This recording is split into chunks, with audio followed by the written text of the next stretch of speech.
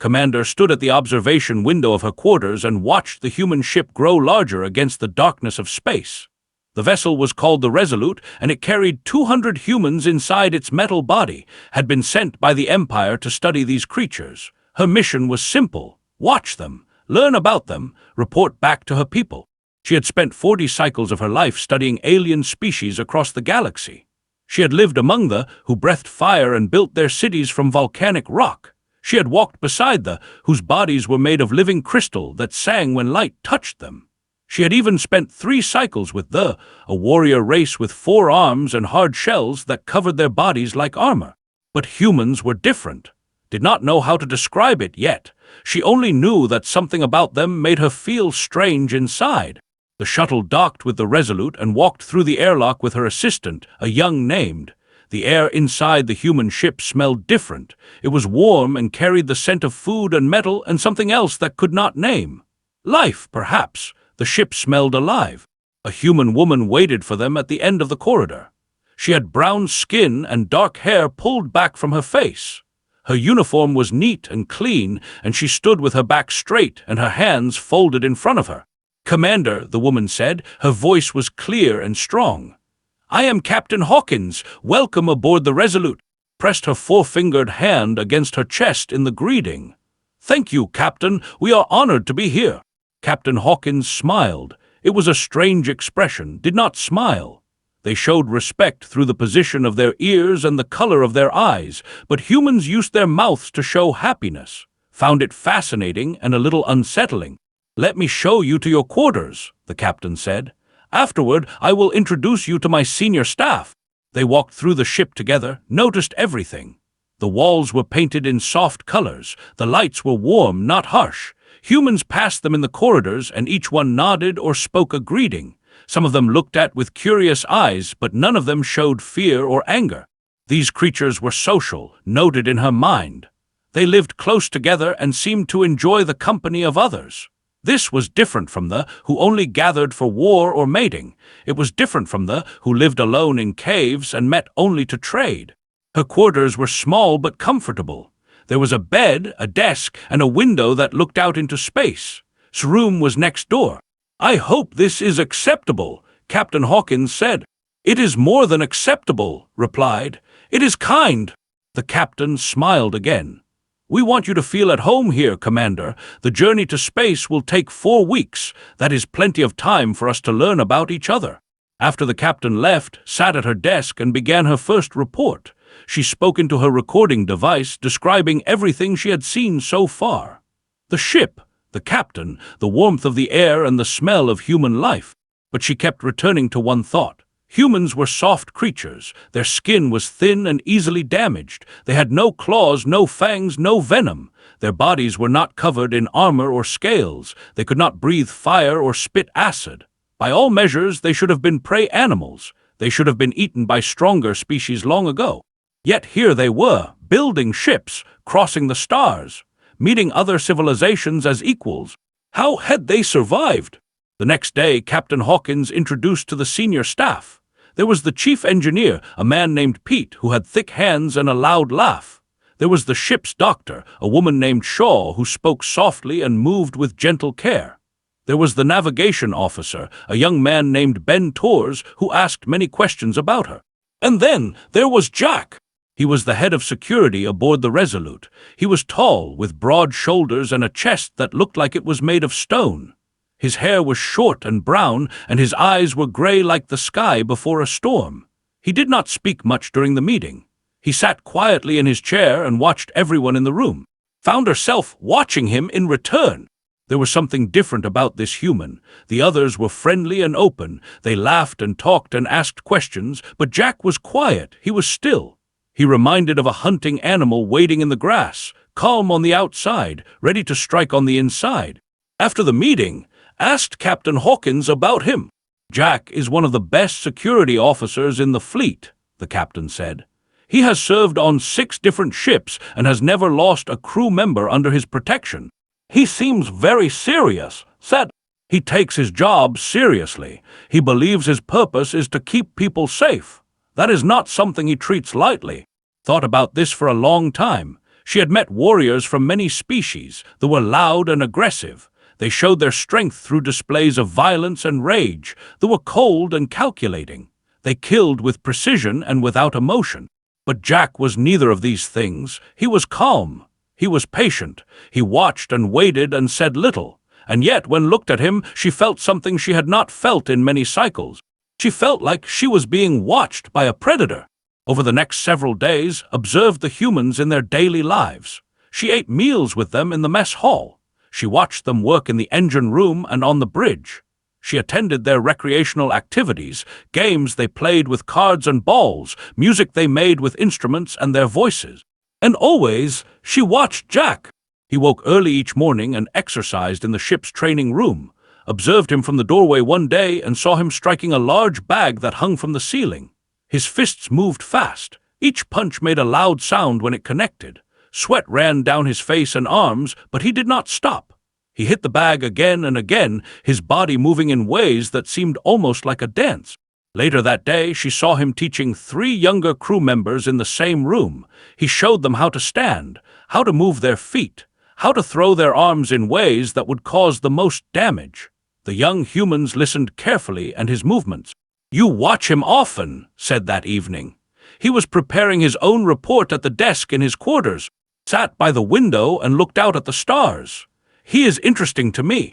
He is just a human. They are all weak creatures, soft bodies, no natural weapons. I do not understand why the Empire cares about them." "That is what I thought too," said quietly. "But I am starting to think we may be wrong." Looked at her with confusion in his eyes. "Wrong? How can we be wrong? Look at them. A single warrior could kill 10 humans with ease." Did not answer. She thought about Jack hitting the bag with his fists. She thought about the look in his gray eyes, calm, focused, and ready.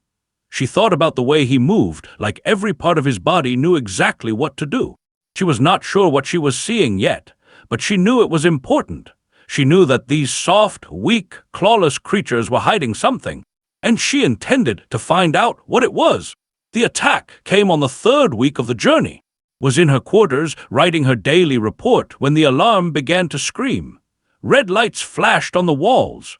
A voice came through the speakers, speaking fast and loud. "All hands, battle stations. We have a hull breach in Cargo Bay 4. Repeat, hull breach in Cargo Bay 4. Grabbed her data tablet and ran into the corridor. Crew members rushed past her, their faces tight with fear and purpose. She followed them, not knowing where she was going, but knowing she needed to see what was happening. She found near the cargo bay. He was standing behind a group of human crew members, his eyes wide with fear. "Raiders," he said when he saw her. "Raiders! They cut through the hull and boarded the ship." Felt her blood go cold. She knew them well. They were brutal fighters. Their bodies were covered in hard shells that could stop most weapons. They had 4 arms, each one ending in claws that could tear through metal. They were killers, and they showed no mercy.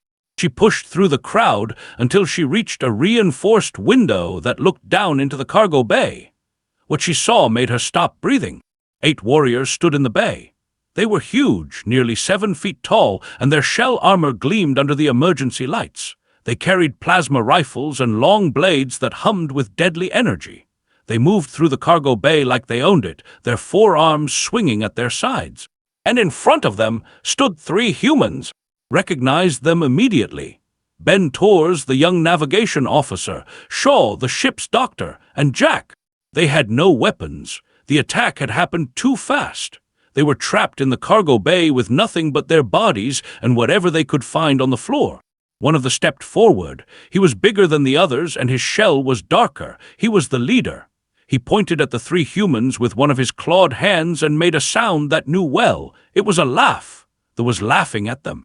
"Soft creatures," the leader said in broken common tongue. "No claws, no shells, no weapons. You will die easy." Jack did not answer with words. He moved. Had never seen anything move so fast. One moment, Jack was standing still. The next moment, he was in front of the leader. His elbow came up and struck the creature in the throat with a sound like breaking wood. The leader fell back, choking. His plasma rifle dropped from his hands. Jack caught it before it hit the ground. He spun, aimed, and fired twice. 2 more warriors collapsed, holes burned through their shells. The remaining 5 roared with anger. They charged at Jack all at once, their blades raised high. Jack threw the rifle at the closest warrior. It struck the creature in the face and made it stumble. Before it could recover, Jack was on top of it. He grabbed one of its arms and twisted hard. The arm broke with a loud crack. The screamed. Another warrior swung its blade at Jack's head. He ducked under the swing and drove his fist into the creature's stomach, just below its shell. The bent over in pain. Jack grabbed its head with both hands and brought it down hard against his rising knee. The creature fell and did not move again. Pressed her face against the window. Her hearts were beating so fast she thought they might burst. She had studied violence for 40 cycles. She had seen battles and wars across a dozen worlds, but she had never seen anything like this. Jack fought with his whole body, his fists, his elbows, his knees, his feet. Every part of him was a weapon. He moved like water flowing around rocks, finding gaps in the enemy's defense and striking without mercy. Grabbed him from behind, wrapping all 4 arms around his body. For a moment, thought it was over. The creature was too strong, it would crush him. But Jack did not stop. He threw his head backward, smashing it into the face. The creature's grip loosened for just a second. That was all Jack needed. He twisted his body, grabbed one of the arms, and threw the creature over his hip. It crashed to the floor, and Jack stomped down on its throat before it could rise. 3 warriors left. One of them fired its plasma rifle at Jack. He dove to the side, rolling across the floor and coming up behind a stack of cargo boxes. The plasma bolt missed him by inches. While there was focused on Jack, Ben Torres picked up a metal bar from the floor. He ran at the warrior from the side and swung with all his strength. The bar struck the creature's arm and sent the rifle flying. Jack was there in an instant. He grabbed the disarmed by its head and twisted sharply. There was a crack, and the warrior fell. 2 left! They came at Jack together, their blades flashing. Jack ducked under the first swing and caught the warrior's arm. He pulled the creature forward and used its own blade to stab the second in the chest. Then he turned and drove his palm up into the first warrior's chin. Its head snapped back, and it collapsed. The cargo bay was silent. 8 warriors lay on the floor. Some were dead, others were dying. Jack stood among them, breathing hard, his knuckles split and bleeding. His shirt was torn and there was a cut on his face, but he was alive. He turned to Ben and, "Are you hurt?" "No," said. Her voice was shaking. "Jack, how did you?" "We need to move," Jack said. His voice was calm, like he was talking about the weather. "There might be more of them. Get to the safe room. I will make sure the way is clear." He walked toward the door, stepping over the bodies like they were nothing more than furniture. Ben followed him, their faces pale with shock. Stayed at the window. She could not move. She could not think. Her mind played the scene over and over again. 8 warriors, trained killers, armed with plasma rifles and blades. One human had killed them all. With his bare hands, she finally found her voice. She lifted her recording device and spoke into it, her words coming out in a whisper. "I was wrong. The Empire was wrong. These creatures are not weak. They are not prey, what I have just witnessed. I have no words for it." She paused. Her hands were shaking. The human called Jack. He destroyed 8 warriors in less than 2 minutes. He had no weapons. He used only his body, his fists, his elbows, his knees. He moved like nothing I have ever seen before. It was not just fighting. It was art. It was death made beautiful. She looked down at Jack's back as he led Ben and through the cargo bay door. "That warrior is dangerous," she whispered. "More dangerous than anything I have ever studied, and I do not think he is the only one." Came to stand beside her. His face was as pale as fresh snow. "What was that?" he asked. "What did we just see?" Shook her head slowly. "I do not know, but I intend to find out." She watched the emergency teams rush into the cargo bay. She watched them check the bodies, one by one. She watched them carry away the dead and treat the wounded. And she thought about the look she had seen in Jack's eyes just before the first punch. It was not anger. It was not fear. It was something cold and focused and absolutely without mercy. It was the look of a predator. She understood now why humans had survived on their death world. She understood why they had risen to the stars even though their bodies were soft and their skin was thin. They did not need claws or fangs or shells. They had turned their own bodies into weapons, and they had made killing into a science. Knew she had to learn more. She had to understand how they did it, where it came from, and what it meant for the future of the galaxy. Because if humans could do this, if they could fight like this without any weapons at all, then the Empire needed to know. Everyone needed to know. Could not sleep that night. Every time she closed her eyes, she saw Jack moving through the warriors like a blade through water. She saw his fists striking flesh and shell. She heard the crack of breaking bones. She felt the cold focus in his gray eyes. The next morning, she requested a private meeting with him. Captain Hawkins agreed, though she seemed curious about why was so interested in her security officer. They met in one of the observation lounges at the front of the ship. The room was quiet and empty. Through the wide windows, stars stretched out in every direction like scattered diamonds. It was beautiful, but did not come here to look at stars.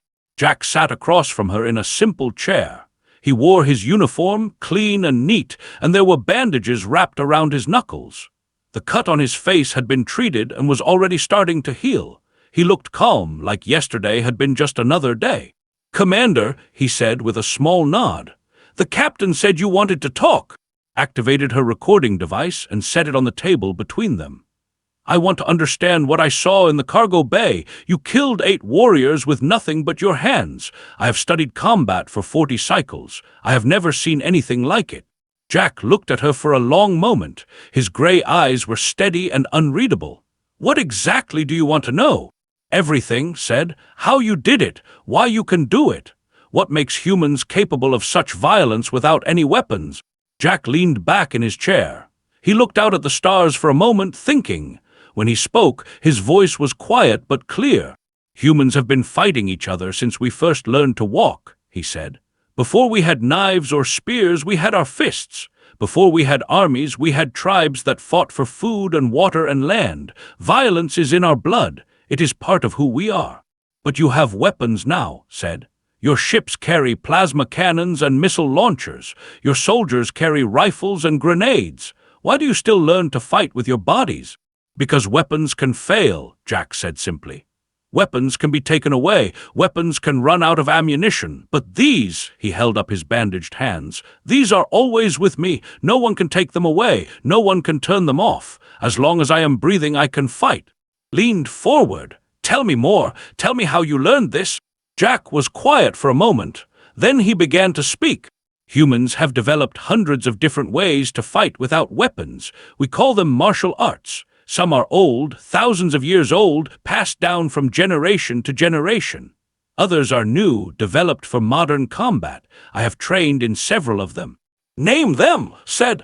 "Boxing, it teaches you how to punch and how to move your feet. Wrestling, it teaches you how to grab your enemy and throw them to the ground. Judo, it teaches you how to use your enemy's strength against them. Tai, it teaches you to fight with your elbows and knees, not just your fists. Maga, it teaches you to fight dirty, to do whatever it takes to survive." "And you know all of these?" "I have trained in all of them for 20 years since I was a child. My father was a soldier. He taught me that a man who cannot defend himself is not truly free. So I learned, I practiced, I made my body into a weapon." Felt a chill run down her spine.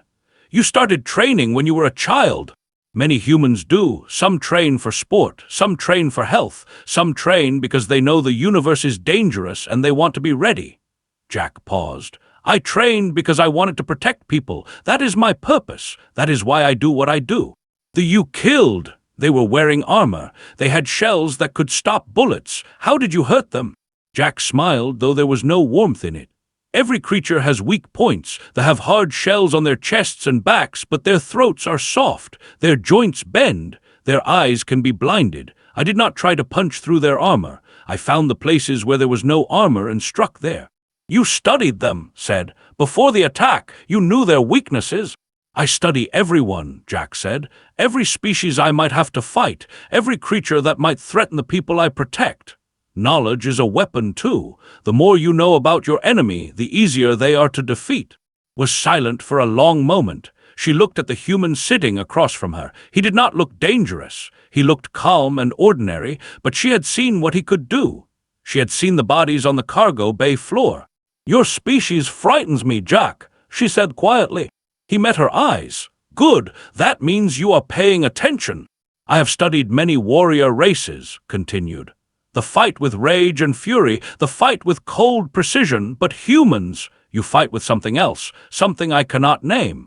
"We fight to survive," Jack said. "That is what makes us dangerous. We are not fighting for honor or glory. We are fighting because we refuse to die. Every human carries that inside them. The will to live, the refusal to give up. It is stronger than rage, stronger than precision. It is the most dangerous thing in the universe."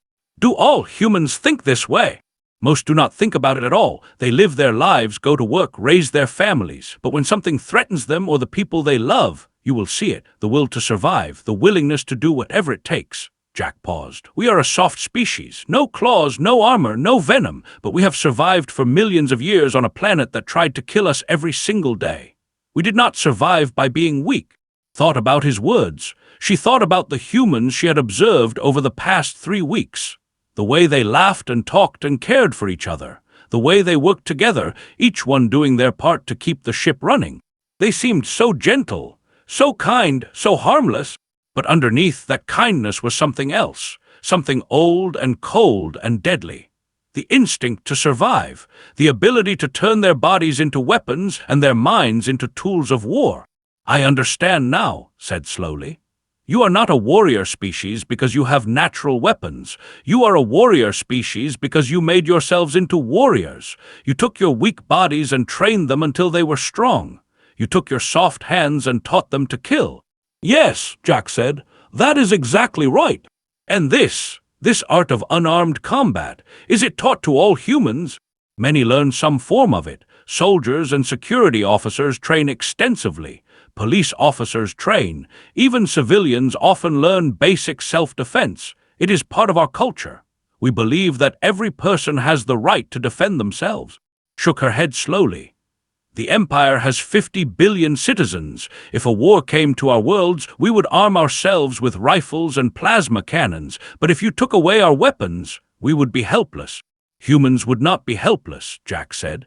"Take away our guns and we will use knives. Take away our knives and we will use rocks. Take away our rocks and we will use our hands. We will never stop fighting. We cannot stop fighting. It is who we are." The room was silent.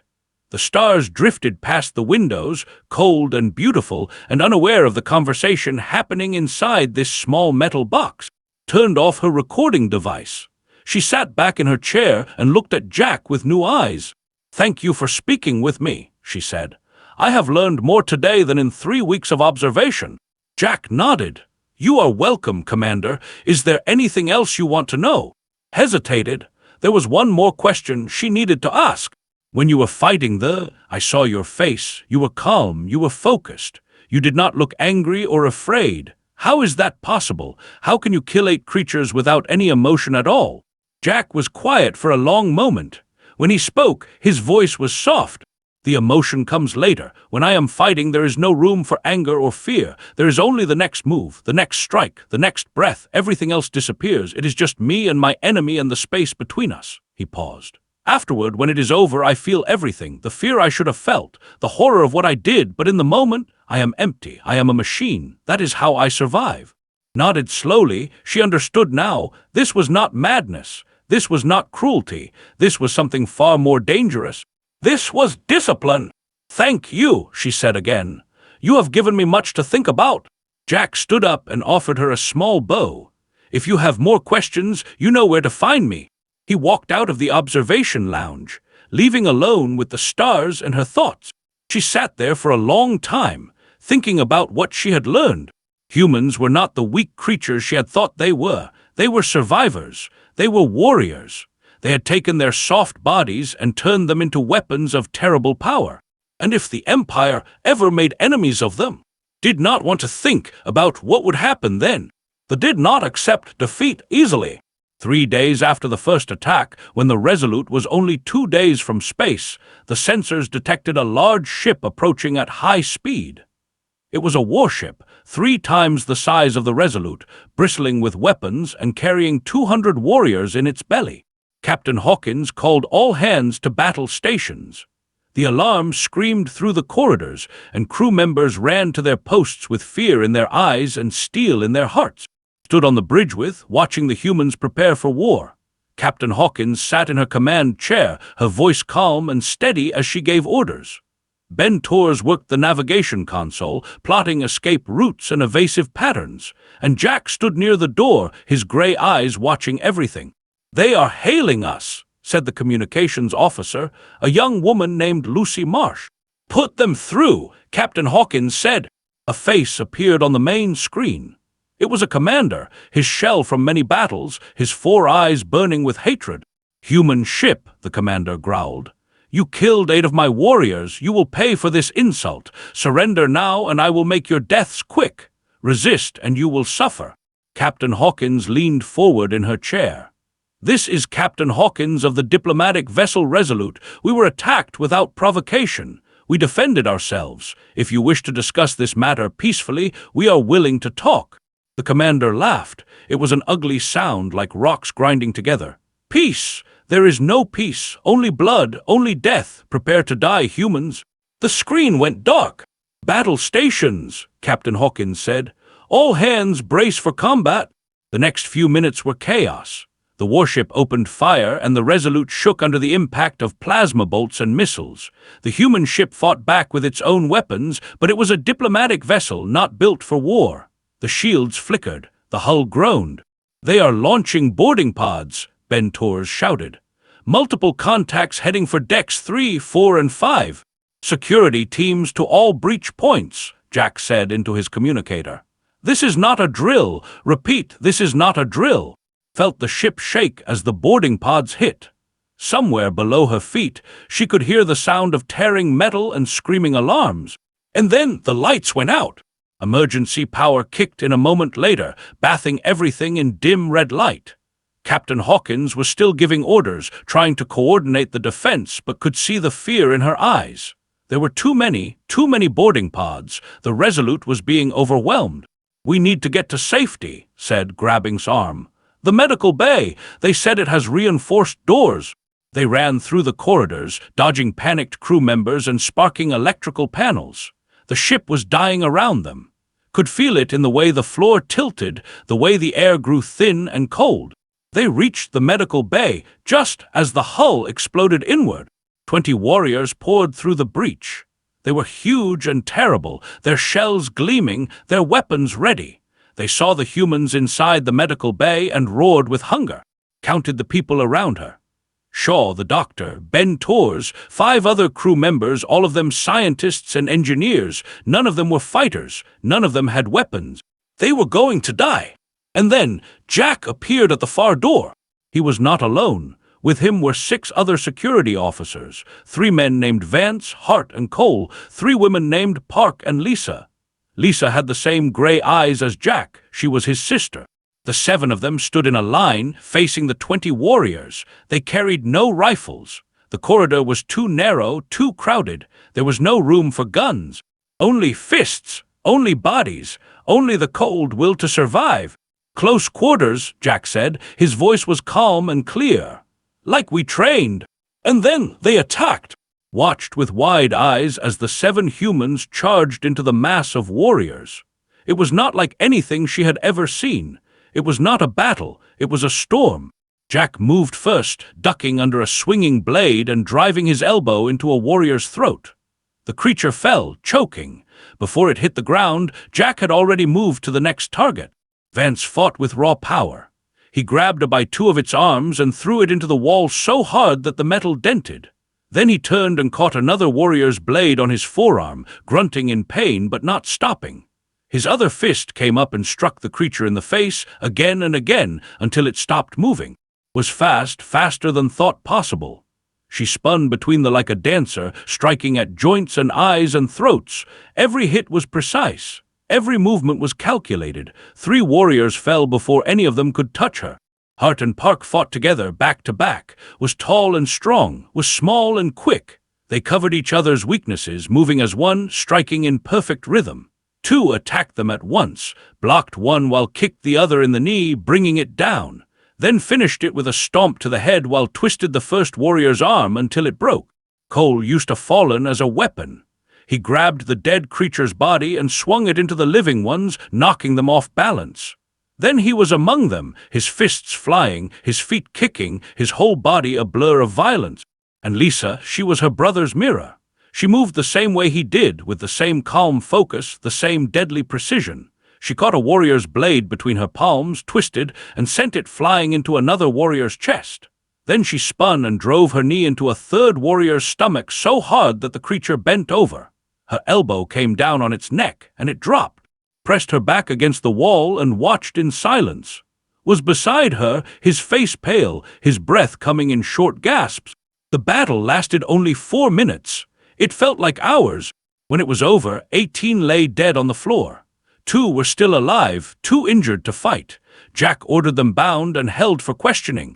The 7 humans stood among the bodies, breathing hard, covered in blood that was not their own. Vance had a deep cut on his arm. Park was limping. Hart held his ribs like they might be broken. But they were alive. All of them were alive. Jack walked over to where Shaw was hiding behind an overturned bed. He offered her his hand. "Are you hurt?" he asked. Shook her head. She could not speak. She just stared at him with wide eyes. Jack nodded and turned to check on the others. His sister came up beside him, and they exchanged a look that said more than words ever could. Pride, relief, love. Stepped forward on shaking legs. She looked at the 18 dead.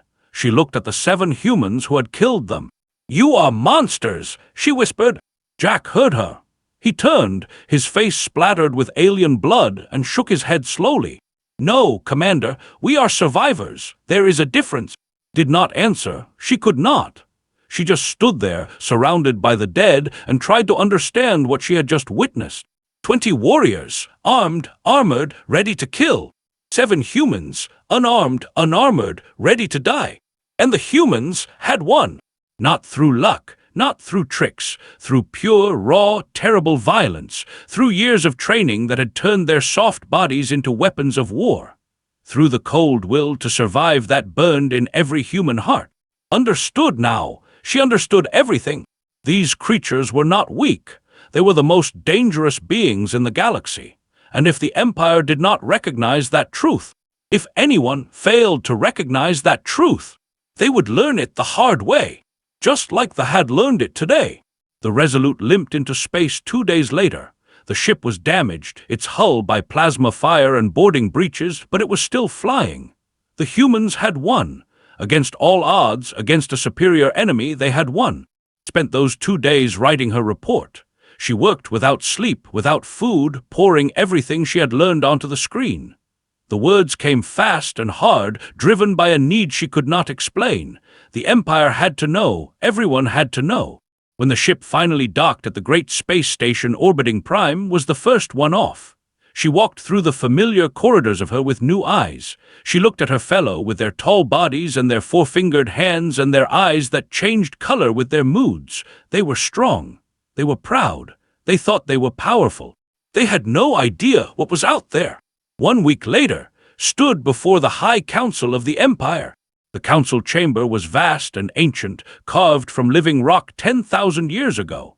12 sat in a half-circle, their robes gleaming with symbols of their rank. They were the and most powerful alive. They made decisions that affected 50 billion lives. And they were about to hear something that would change everything. "Commander," said an elderly female with gray scales and pale eyes. "You requested this audience to deliver your report on the human species. We have read your written documents. Now we wish to hear your words." Took a deep breath.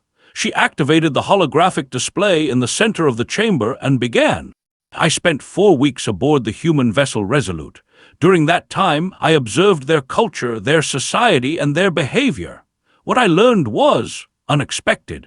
She touched a control, and an image appeared in the air. It was Jack, standing calm and still in his uniform. "Humans are not what they appear to be. When I first boarded their ship, I believed them to be a weak species. Their bodies are soft. They have no claws, no fangs, no natural armor. They cannot breathe fire or spit venom. By every measure we use to judge a species, they should be prey animals." She paused and looked at each in turn.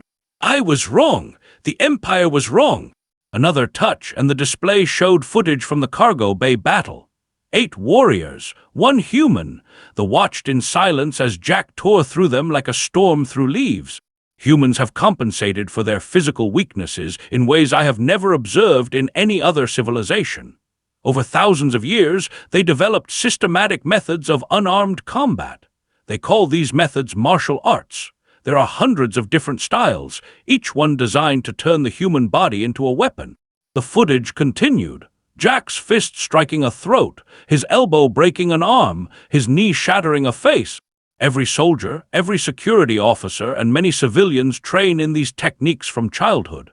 Their fists become hammers, their elbows become blades, their knees become clubs. They learn to find weaknesses in any enemy, no matter how strong, and exploit them without mercy.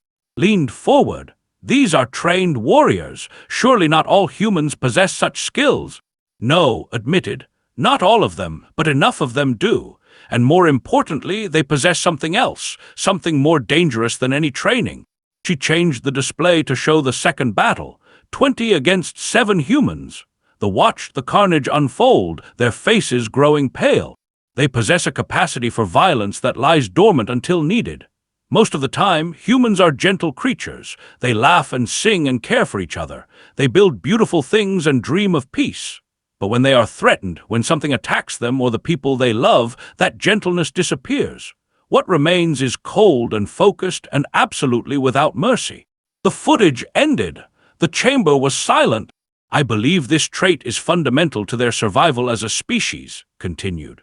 Humans evolved on a death world. Their planet, called Earth, was filled with predators that hunted them for food. They had no claws to fight back, no armor to protect themselves, so they became the most dangerous predators of all. They learned to kill anything that threatened them, using nothing but their own bodies and their own minds.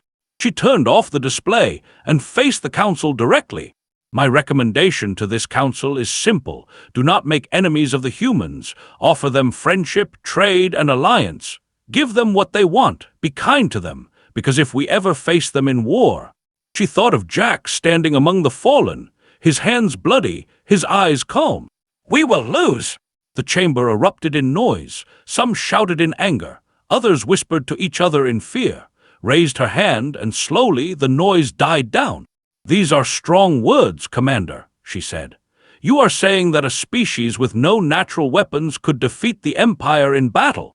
I am saying that their weapons are not natural. They are learned, they are trained, they are passed down from generation to generation, and they are more effective than anything I have ever seen. Paused. I watched 7 unarmed humans kill 20 warriors. I have replayed that footage 100 times. I still do not fully understand how they did it. Perhaps these were exceptional individuals, another suggested. Perhaps most humans are not capable of such things. Perhaps, said, but can we take that risk? The humans have a saying, it is better to have a weapon and not need it than to need a weapon and not have it. Their entire species lives by that philosophy. They train for violence even in times of peace. They prepare for war even when they want only friendship. She let that sink in for a moment. And there is one more thing you must understand. I spoke with the human warrior after the first battle. I asked him how he could kill 8 creatures without any weapons. Do you know what he told me? They waited in silence. He said that weapons can be taken away, weapons can fail, but his fists are always with him. As long as he is breathing, he can fight. As long as his heart beats, he is dangerous. Shook her head slowly. A species that thinks like this, a species that trains like this, a species that fights like this. They are not our enemies yet, but if we make them our enemies, we will regret it until the day we die. The council was silent for a long moment, then spoke. Your report is noted, Commander. We will take your recommendation under advisement. You are dismissed. Bowed and left the chamber. She walked through the corridors of the Capitol building, her mind still churning with thoughts. She did not know if the council would listen to her. She did not know if they would take her warning seriously. Politicians often ignored things they did not want to believe. But she had done her duty. She had told them the truth. What they did with that truth was not her responsibility. She reached the exit and stepped out into the pale sunlight of Prime. The city stretched out before her, a forest of towers and domes, filled with billions of her people going about their daily lives. They had no idea how close they had come to making a terrible mistake. They had no idea what kind of creatures the humans really were. But knew!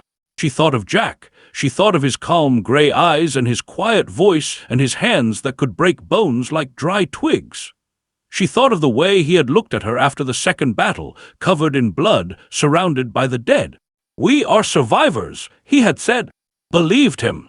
She believed him with every fiber of her being. And she hoped, for the sake of her people and every other species in the galaxy, that no one would ever be foolish enough to test that truth. Because humans did not lose, they did not give up, they did not surrender. They survived, no matter what it took, no matter what it cost. They survived. And anyone who forgot that lesson would learn it the hard way. Just like the Had, just like the next enemy would, and the next, and the next, until the whole galaxy understood what had learned in that cargo bay, watching a single human destroy 8 warriors with nothing but his hands and his will. That warrior is dangerous. That whole species is dangerous. And we should never, ever forget it.